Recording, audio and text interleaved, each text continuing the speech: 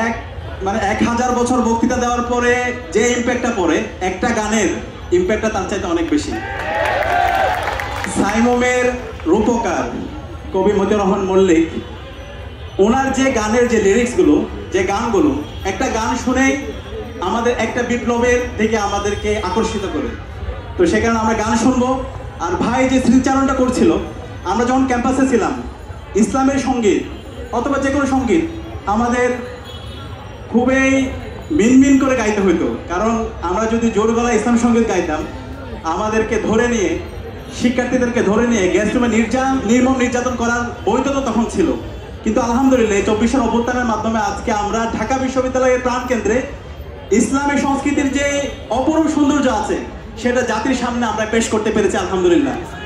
আমরা আজকে ঢাকা বিশ্ববিদ্যালয়ে শুরু করেছি, আমরা খুব দ্রুত সময়ের মধ্যে বাংলাদেশের প্রত্যেকটা ক্যাম্পাসে এবং প্রত্যেকটা জেলায় এই সুন্দর সংস্কৃতিকে ছড়িয়ে দেবে ইনশাআল্লাহ।